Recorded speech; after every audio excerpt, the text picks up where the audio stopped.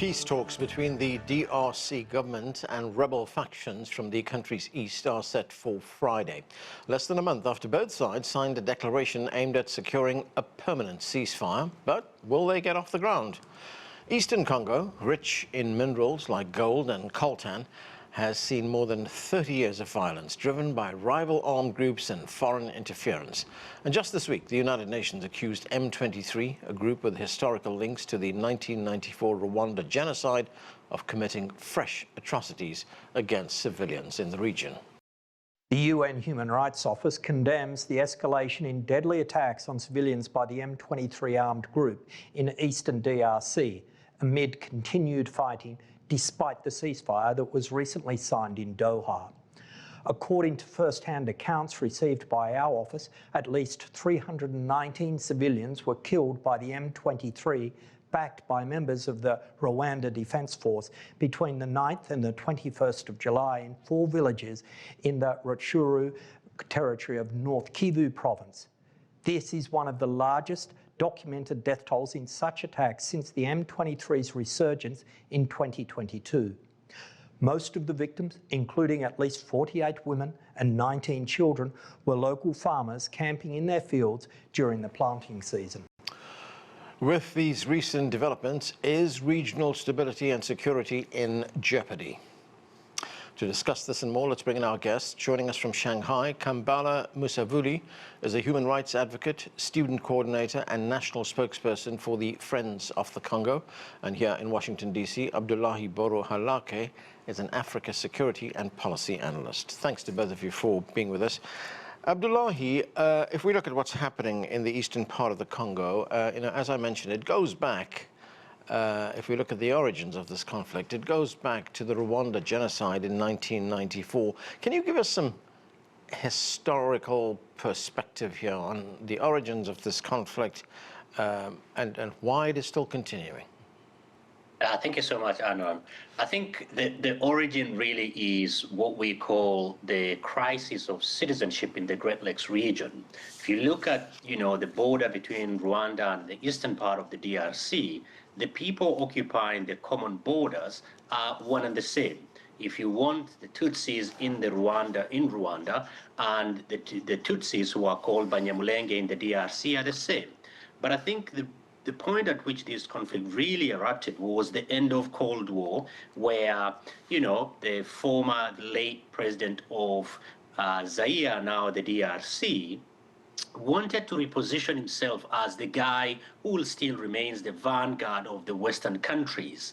And he said, I can mediate between Rwanda and in the Rwandan crisis that was unfolding at that time. That did not work. Various countries in the region, led by Tanzania, invaded and really removed President Mobutu Sese Seko, who was a tyrant in the region. And therefore, the collapse of the state under Mobutu led to many unintended consequences since then. And the instability of DRC, therefore, has provided an opportunity for Uganda, provided an opportunity for Rwanda to really take advantage. There's a moment where, 7, 8 African countries were involved, each supporting different sides. After Mobutu was overthrown, Kabila came into power. Kabila worked with Rwanda, and then once he disagreed with Rwanda, he was deposed. His son came into power. Since then, I don't think Rwanda, eastern part of the DRC and DRC at large, has not seen peace. Several peace initiatives led by the region, including the 2013 one in Addis Ababa, did not yield much because it wasn't sustainable. Never mind, we have one of the largest peacekeeping operations in the DRC that consumes probably close to $1 billion each year, and still, it's no stability in the DRC. Kambale, great to have you with us. Welcome to the show. Just as we heard in our introduction there, in 12 days from July 9th to July 21st, 319 civilians were killed in further violence, among them women and children as well. What is your assessment of security conditions in eastern Congo right now? The security conditions in Kivu province, particularly where the M23 has occupied a large piece of land in the eastern part, is still dire. People are still being killed. On a daily basis, we are getting reports. Working with the Center for Research of the Congo, we keep getting reports of young people being recruited to join the M23 by force, people being killed. And of course, in the beginning, you actually shared the report that just came from the UN Human Rights Office, which is corroborated also with the partners that we are working with. But it's important as we're looking at the situation in the Congo, if we are going to present it as an ethnic conflict with an ethnic undertone around citizenship, to ask ourselves, why is it that a principle, declaration of principle signed in Doha, or the one signed in Washington, D.C., facilitated by the Sister Secretary of the Advisor for Africa, the Senior Advisor for Africa, Bulos, none of these agreements signed mention ethnicity, mention a tribe, but present the situation as a negotiation for peace that needs to take place between the states and rebel group, or sharing. So it's really important to at least correct the narrative to get really to the root cause of the conflict. Right. Let me get Abdullahi's quick response on that. I think it's essential. My colleague is touching on something very critical, and I know we will be discussing some of this in further details down the road. I think for the regional countries, as long as they are not cynical, and for the United States as well, the DRC is not an input and output, and then therefore will get an outcome very quickly. The ignorance around the history, the ethnicity, I think it is something that people look at it as an inconvenience that needs to be swatted away, and then naturally it will disappear. This will be with us for quite some time. And for many African countries, not just the eastern part of the DRC, the question around ethnicity and the state since independence has not been resolved in many African countries. Little wonder we're still talking about civil conflicts in many of these countries. Kambale, looking at the situation on the ground, we heard from a resident in the town of Bukavu. This is what he had to say. Let's listen. We, the common people, have no say. It's those with weapons who plan everything. But we only ask for peace, to be able to carry out our activities in peace. What matters most is peace. This time they should respect the agreements because they signed them in America. But here, they have other hidden agendas. So, Kambale, what is the likelihood of this truce lasting right now? I mean, from our perspective, I don't think it will last. The reason why I'm being very direct in giving that answer is because of our lived experience. In the past 30 years, there have been many peace accords signed, and it does not hold. And the reason why it doesn't hold, that every single one of the agreements signed between rebels or between regional leaders misses one clause, and that clause is justice. And usually they also add another clause. They add the clause of amnesty. What does that mean? It means that those who are committing the crimes, who have been committing the crime for the past 30 years, whenever it comes to peace negotiation, they pretty much go scot-free. And what we have seen over time is because there is a culture of impunity that's created and lack of accountability, there is recidivism in violence. The M23 that we are speaking about today was not called M23 in 2009. They were CNDP. Before that, they had a different name. Same actors with different names committing the same type of crime, taking territories, pushing the Congolese government to negotiation. And at the end, within a few years after signing agreement, we see another spark of violence. And the analyst earlier mentioned the Accord card in 2013. Imagine you had regional leaders flying into Addis, pushing, there was a military push for peace in 2013 to defeat the M23, but there was also a diplomatic push that came up with the Accord card that was signed in 2013. Literally 10 years later, we have the M23 with the same issue. So as long as we don't have justice and accountability, these peace agreements will not last. Abdullahi, the M23 group, that's not the only group that is present in this part of Congo. There are more than 100 fighting for control of minerals in the country's east there. So, I mean, how difficult is that going to be to get any kind of comprehensive peace settlement when so many disparate groups are involved?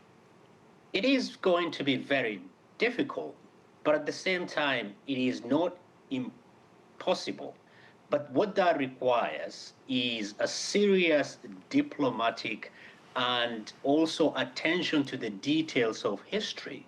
We are saying over 30 years, there has been problems in the Eastern, in the DRC, but particularly in the East, there has been negotiation. You know, the peace agreement that was signed in Zambia, there was something to be said about that.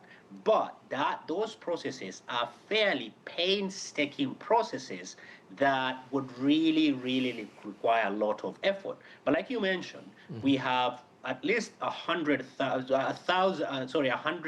rebel groups in that part of the country. I was there 2 years ago. And one of the groups that hardly gets mentioned is Wazalendo, which means patriots, that are aligned with the government of the DRC. So I think the reality is these actors just change their names, franchises their names, and they are supported by various countries in the region. And that is one of the big major missing pieces in this agreement. United States franchised it out to Qatar. Qatar now, does it on behalf of the United States. And the whole thing just feels like mineral for peace. I'll be very skeptical. I want this peace process to work because the people in the DRC have suffered enough and they do not deserve this. But cynically using minerals to get, these groups, let's say an agreement between M23 and the DRC government on one hand, and the DRC government and the Rwandese government on the other hand, while Rwanda takes 250 refugees and asylees that the United States doesn't want. That feels incredibly transactional. I'm afraid that this process will be coming back, months and years to come and say, oh, that process did not work. Yeah, Kambale, there are supposed to be peace talks. They're scheduled to take place, that's peace talks between the DRC and M23 on Friday. And the goal of those peace talks is to secure a final deal no later than August 18th. I mean, that's only 10 days later. I mean, do you realistically see this happening in the next few weeks? Let's be realistic. For all intents and purposes, when we are speaking about the M23, we need to make sure, as we say that they are backed by foreign countries, that we say the fact. We have 7,000 Rwandan Defense Force soldiers in the eastern part of Congo. Not because I'm saying it on the show. This is coming out from the UN Group of Experts report published on July 3rd of this year by the UN Security Council. So it's for all to see. So when we are talking about that power and we have to deal with the M23, what Congolese on the ground civil society is saying, because they're seeing these soldiers, we have 7,000 soldiers from a foreign country on our soil supporting a rebel group with the military might. So if we're not addressing that, the question of the removal of Rwanda soldiers for Congolese soil, which was part of the UN Resolution 2773, demanding that Rwandan soldiers leave Congolese soil. Yeah. That aspect has already disappeared. That's one. The second element, which is important to know if the negotiation of M23 will actually work with the DRC, is the question of why 6 million people have died in the Congo. We have died in millions in the DRC due to the wealth that we have. That wealth is the cobalt, the coltan, minerals needed for the fourth industrial revolution. AI, drones, technology advancement depends on these resources. It's masked by Africans wantonly killing each other as it's being presented. But if we really get to the root cause and we understand why this peace deal has a clause on mineral resources, because it's benefiting the US. So to end the conflict, in my view, there need to be pressure on Rwanda and Uganda to remove any influence there, but make sure that there is a national tribunal for Congo created for peace to reign in DRC. Okay, and we have to leave it there. Kambale Musavuli and Abdullahi Boru Halakhe, thanks to both of you for joining us. Thank you. We're now going to take a look at the dire humanitarian situation in the Democratic Republic of the Congo. Joining us from Kampala, Joseph Ochieno is a writer and commentator on African affairs. And joining us from Nashville, Claude Gatebuke is a human rights advocate and the co-founder and executive director of the African Great Lakes Action Network. Thanks to both of you for being with us. Claude, great to have you with us. Welcome to the show. Looking at the situation in the DRC, the Congolese president, Felix Tshisekedi, recently called what is happening in the eastern part of the country, quote, a creeping genocide. You are a survivor of the Rwanda genocide. How do you see what is happening in eastern Congo right now? I agree with the calling it a genocide.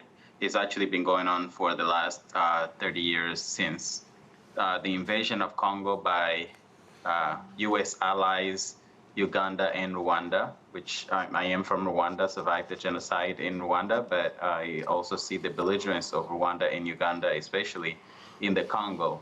And a lot of Congolese territories have since been occupied by Rwandan and Ugandan forces, and the wiping out of civilian populations, the cleansing of areas in order to occupy. If you were to look at the definition of genocide, especially the category of national origin, then it fits the definition of genocide. And it's not happening in a vacuum. There are internal factors, regional factors, which is where Rwanda and Uganda come in, and then global factors, because what is fueling and the source of this ongoing genocide in Congo is its resource-rich minerals that a lot of global corporations want access to on the cheap, and exploiting the displacement of the Congolese, using Rwandan and Ugandan forces especially to then have access to those large mines. For example, and I'll stop there, the Rubaya mine now, which is in an area occupied by Rwandan proxy and Ugandan proxy rebels, the M23, who have wreaked havoc in the Congo for the last 13 years, with somewhat of a break between 2013 and 2021, and it's displaced over 7 million. There's been over 7 million people displaced in the Congo, and more than 10 million people that have been victims of this ongoing genocide. Joseph, great to see you as well. This conflict has exacerbated what is considered to be one of the world's most acute humanitarian crises. Thousands have died, and according to the United Nations, over 7.8 million people are now internally displaced in eastern DRC. That's the highest figure on record. What is your assessment? Good to see you after a long time. Your other guest, the other side, has put the summary context absolutely 100%. It's purely that. The only surprising thing is that we're discussing it in 2025. I have been with you guys around these issues, and I look back, to way back, really, the immediate post-genocide discussions around Rwanda over 30 years ago. We're discussing Eastern DRC, and for some reason, it was deliberately, in part for the reasons given, deliberately sort of concealed. For a very long time, it was never discussed that Rwanda had a hand in the conflicts in Congo, nor did Uganda. But much more significantly, which is still nuanced but silent, is the fact that there is actually an apparent genocide in Eastern DRC, and this has been going on again also for all these times. We have had discussions. I have been part of organized demonstrations in Europe, in North America, in Europe particularly, including in London, trying to expose the extreme suffering, particularly of targeted rape of women and children in the Eastern DR Congo. And in many cases, the predominantly Western mainstream media rarely do refer. Of course, later they went on, and these days, of course, without prejudice, you could argue it is generally talked about. But up to about now, and including the fact that this week we are having a conversation, in in Nairobi, African leaders may be with shame and exposed by some of the discussions by yourselves, talk about these things, and they will talk about peace deals, but they will really not talk about the fundamental challenges, the fundamental issues, of apparent genocide, and in this case, actually, the squalid humanitarian conditions in Eastern DRC. Usually it is headline, but very rarely underlying elements of this discussed. Forget about actually the causal elements. We can discuss that later. But merely just that, simply because they know television cameras with facts and figures exposed globally, it would possibly raise this matter higher, higher, and higher. But it's really long overdue. That's right. There isn't much of an international focus on this crisis, which Claude described a moment ago as a genocide. Claude, we talk about the rapes, the killings, the destruction we see. According to the United Nations, 28 million people are also facing acute food shortages, including nearly 4 million who are at the emergency level. The World Food Programme is also concerned about the lack of funding to finance these programs. It's impacting thousands of people. How severe is the food crisis? It is extremely severe, and the biggest tragedy in this is that Congo is actually a very rich country in natural resources, but also in its ability to provide food, not only for Congolese, for 100 million people in the Congo, but the whole continent. The Congo can feed the whole continent. But it's a tragedy that today you have tens of millions of people on the brink of famine. One of the major factors is the displacement. So when folks are lucky, I'll put it that way, to escape the violence and the atrocities and the genocide that's taking place, and they get to places where they set up camp, they're still starving. Some of the most recent violence actually targeted refugee camps when the M23 with the Rwandan backers took over the Goma, the town of Goma. They actually destroyed refugee camps. So the displacement of people is part of why there is this threat of famine, and that's imminent. It's an imminent threat. There's the fact that people cannot work their fields. There is the fact that also people are clustered together, and funding is terrible. But all of these things, actually, if Congo's resources were serving the people of the Congo, and the Congolese people were managing their own affairs to the best of the people's what the people need, they could meet these needs. These needs can be met just naturally inside of the Congo, and then with the riches of the Congo, it could actually be a very thriving area. However, there is one thing I would like to add, is that the international community has not been serious, has been complicit, actually, in what is happening in the Congo. There is Resolution 2773 by the UN, which states clearly that Rwandan troops need to leave the Congo without any preconditions. If they did that, the people could go back to their homes, they could do their own farming, they could actually self-sustain. But the UN has all these reports, and yet no action has actually been taken to hold the occupying forces from Rwanda and in Uganda accountable for these atrocities. And when that happens, we can actually see a change. And these are all symptoms of actually what is happening. These are the results of this invasion and occupation and plundering of the resources in the Congo. Joseph, what role is there for the African Union? You know, as Claude talks about this, it gets very personal. It's personal for both of us. You know, we are children of this continent. This is us. We are children of these nation states. This is us. And we are children for whom and with whom Congo is part of us. It's actually extraordinary that this is happening, and there is a mum on the side of the international community. For me, earlier, I used to think that because the focuses were about particular, if you like, fronts, particularly to exploitative foreign interests, particularly the global north, I thought it was limited. But I didn't know it was go this far, and I didn't know it would take this long. Clearly, if there is a tragedy, part of that tragedy is that we've had the leaders, in this case Uganda and Rwanda, and formerly Ethiopia and Eritrea, when these conflicts were peaking, they're presented by Western and foreign interests as a so-called new breed of African leaders. And many ordinary citizens of the global north thought that there was hope. And so therefore, these were guys who were untouchable. So,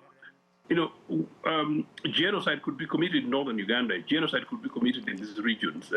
These particular individuals could commit whatever atrocities they did, but they were perfect. And in many cases, and I've been around the spaces, they were justified. There was justifications on their behalf by global powers. Somehow, this sneaked into the big Pan-African body, the African Union. And so the African Union also seemed to begin to take instructions. So asking about the African Union is extraordinary. If only the other week there was a conversation, I think following maybe some of this discussion, including, I think, by your network, where we had a conversation about how on earth could it be Doha and how on earth could it be Washington, and where's the regional body is SADC, and where's the regional body East African Community, and where's the African Union. I understand just the other day, of course, somehow regional leaders decided to merge SADC and East African Community together with the representation from the African Union. So what is it? Are they playing catch up? Are they playing for the cameras? But these are us, these are our representatives. So where are they? No, they're as much incapacitated as it would appear, as Claude said much earlier, that they're actually instructed. So basically these guys are fudging the realities on the ground. It is unacceptable, it's extraordinary that we have an East African Community as a single body in which Rwanda and Congo were the latter joiners, and so they're part of one economic one economic and political community. How can member states of this organization fight and they fail to deal with it, actually even before the coming in of the African Union? Yeah. Claude, there is one other issue, and that is the return of people, millions of people who've been internally displaced, and those who are refugees in neighboring countries. In fact, that declaration signed by the DRC and M23 called for, and I'm quoting here, measures to facilitate the voluntary, safe and dignified return of internally displaced persons and refugees to their places or countries of origin. But, as we just reported a moment ago, just in the past few weeks, we've seen 300 people who've been killed. Is it safe for people to return? No, it is not. And I will just start from the point that Joseph was making. I wish I could disagree with him, but what he was describing as, from the leaders of Rwanda, Paul Kagame, and Yoweri Museveni of Uganda, they basically serve in the area as their militaries are occupying forces or mercenaries of their Western backers. And as long as those parts are under occupation, they will continue to be atrocities. And what we are seeing in the Congo is actually a history that goes back almost 45 years, starting in Uganda when Yoweri Museveni lost an election and started a war, recruited Rwanda's president Paul Kagame into his rebellion. They fought in Uganda, used these same exact methods where they would control an area and commit atrocities in those areas in a systematic and organized way. And then it was taken down to Rwanda in 1990, and then 1996 it went into the Congo. And so as long as Congo is under occupation, it's not safe for people to actually go home. And the type of atrocities that are committed against the people to actually displace them makes you to never want to actually go back to the area. So it's cleansing so that they can actually continue to occupy freely.